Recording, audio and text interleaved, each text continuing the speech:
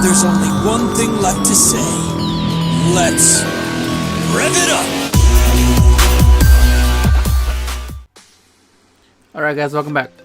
Alright, so I was trying out the new build of the Synchro TRIX, and I just ran into like a wall, a bunch of Paleos. Like ever since Joshua Smith won with that Paleo build with the grass is greener, card demise, par desires, and the blackjacks, everyone just started playing it. I mean, this is a zoo match, but like after this, it's gonna be a freaking bunch of Paleos. I'm like, what the hell, man? Everyone just got on board because it actually is good. Like it's, oh man, it's I can see how he managed to do it, man. It's just, oh man, it's just like the blackjacks as well with that mathematician is pretty funny. Oh man, but like oh man, it's just so much advantage. Like I did like a few, and then the ones that I lost, the ones that I lost were just way they just outgrinded me like hard. Like like I literally I ran out of resources that I just couldn't do much. It's just insane. So Denko is just gonna, I think Denko is gonna be much more needed. Like, I mean, people started it already, but the fact that Paleo already won this YCS and then it won Atlanta, because I think people were just like over it, and then they moved on to Zodiac, because Zodiac is like a bit more aggro than than Paleo. But once Paleo gets going, it's like a snowball effect. They'll set up, and then they'll get momentum off your moves, if that makes any sense. Like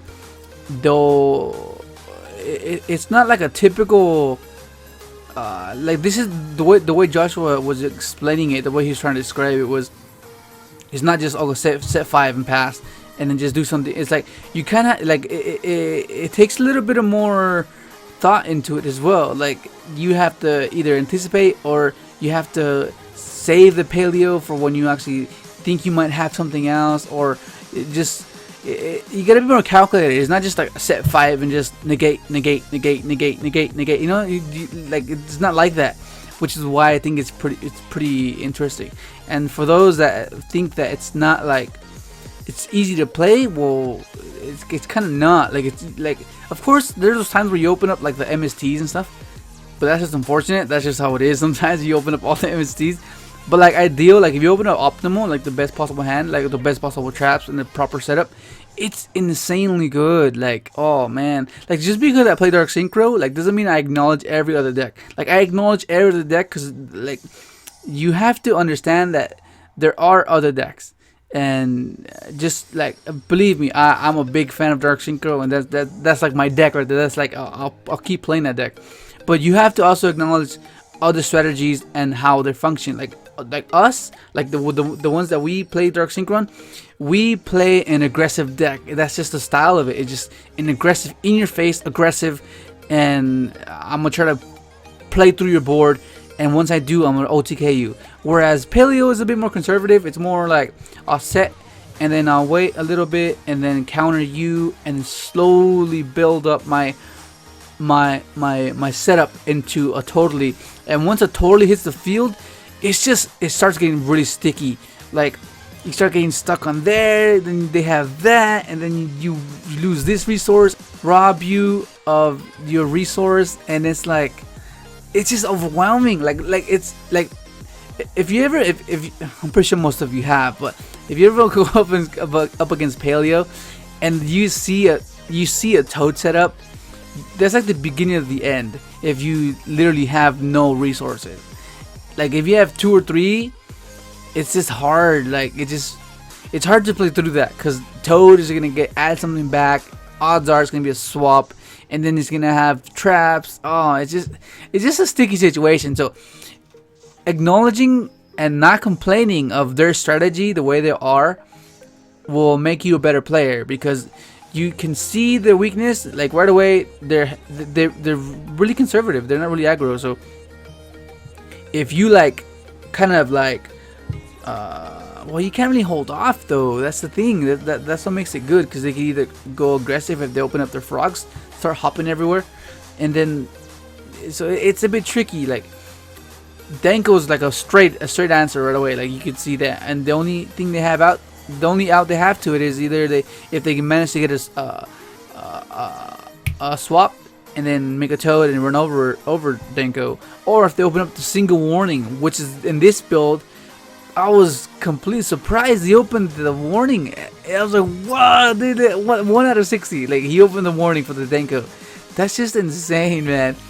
And that's exactly what I mean. Like, you can't always go by statistics, or you can't, like, yeah, they're there for a reason to favor you and so you can have like a hindsight of how or what the percentage is meant to be. But in this game, like, you can't.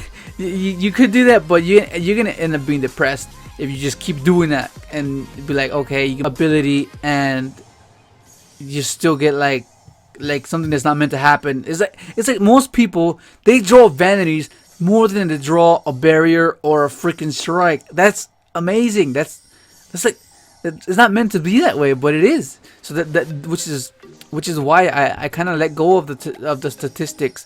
I mean, of course, I have to keep that in the back of my mind a little bit. You can't completely ignore it because it makes sense, you know.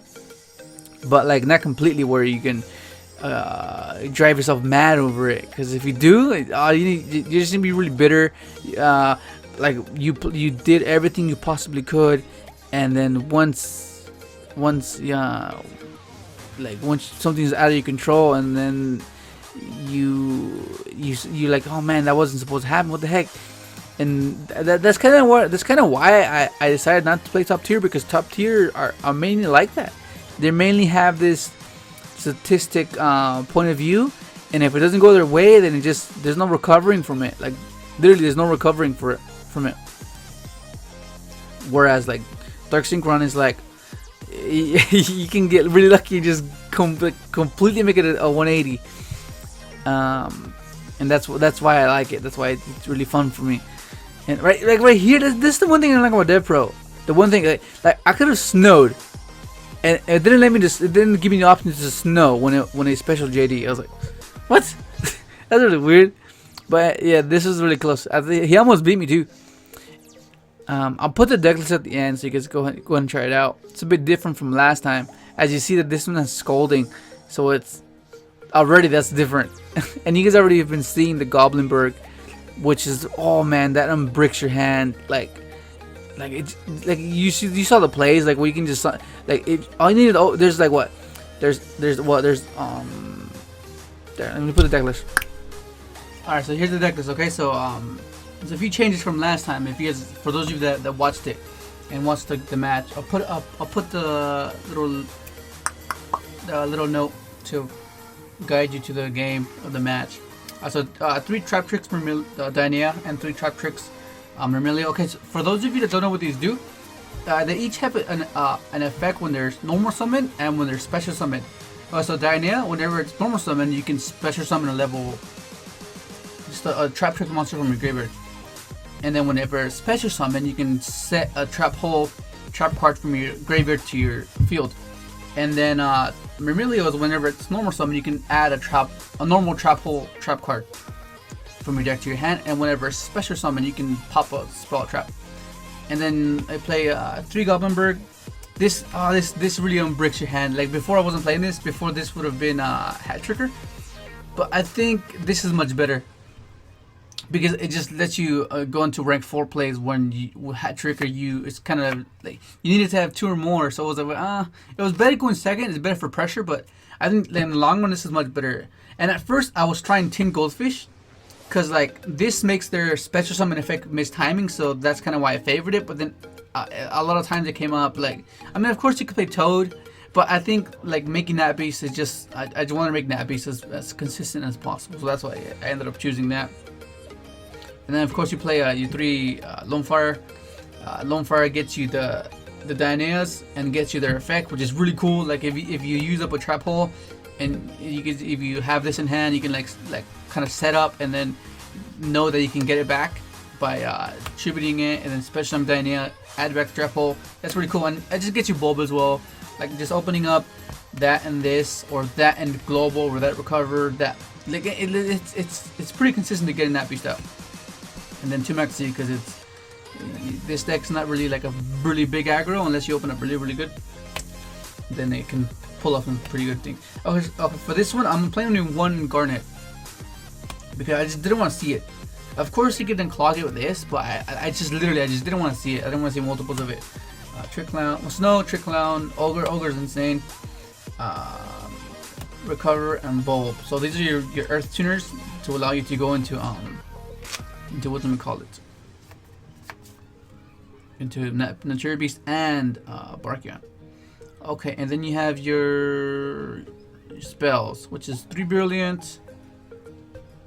You have your 3 Instant Fusion, and then you have your 3 Twisters, because Twisters you want to clear your back row, end phase back row against Paleo, against what do I call it? Zoo is really good, so that's why that. And then you have your, of course you have your 1-ups, you have your reinforcements, your Foolish, your 1-for-1, and then you have your teleport. So there's like that's what I wanted to do. I want to be able to have access to nappies as much as possible and as consistent as possible. So you open up this. You pretty much open it. Like, if you open up this and either Lone Fire or this or this or this or this or this and this, that's Nat Beast. And alongside opening up Instant Fusion, that could give you Naturia Beast and Reflect setup. So that's really cool. And then you go to your traps. Of course, you play. In this one, I play 3 Scolding because you're not gonna resolve 3. Like at most, you resolve 2. But like you just want to see it. That's just pretty much what it is. You want to have a setup of Barkion, Naturia Beast, Refleja, and set Scolding with like a trap hole that you search off with Mermilio. So that's pretty much the ideal scenario. And then it's just really good. Like it negates anything. Like it literally negates anything. And I was playing Warning, but I was like, I think I'd rather have this instead of Warning because this negates anything. So I really like that. So just opening up with Nat Beast and this, it's pretty intimidating. Like it's hard to play around because you can just stop whatever it is that it's gonna just ruin it for you.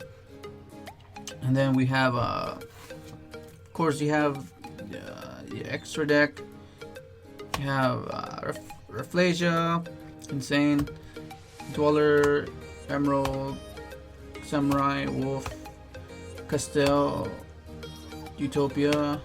Then you have your fusions, really needed, and then you have your, of course, your synchros, which is really good. Okay, so I'm liking it so far, and there's some pretty I just like it so far. Go ahead and try it out. Let me know what you think. And you saw in the video, like it can do some pretty neat things. And a lot of times I find myself doing this, where I can bring this back in and just make Naturia Beast that way. That's really awesome. And the reason I like it a lot is because you can play around. Like if you have an Exceed play, though, if they bury you, then you can go and redirect into a Synchro play, which is really cool. Like either Black Rose them or go into Armades and run over a Toad, or just go Trish. That happens a lot. I'll have like a XYZ play, and then they'll call Exceed. Okay, yeah, all Foolish, get Bulb and Trish. And it's just really devastating. I was like, well, damn, it's pretty cool. So that's one of the reasons I really like that. I really like the aspect of this deck, because it's really cool. And I really like Lone Fire because you can just burn all 3, and that's assuming you have like Barkion or Snow set up. Cause like if you saw in the video, I did that, and I was I needed to do that to give Barkion food. Otherwise, I would have run out. But if you don't have like a Barkion play, then just do 1 at a time. Because you want to be able to top deck this and special these guys and just get your trap holes back. And yeah, that's really cool. Other than that, it's pretty straightforward. I'll do a combo video and then I'll kind of go over the basics. But it's pretty straightforward. But for those of you that are still kind of like a little bit in the air, I'll make a video for that. And that's pretty much going to be it. Yeah, that's pretty much going to be it. Thank you for watching.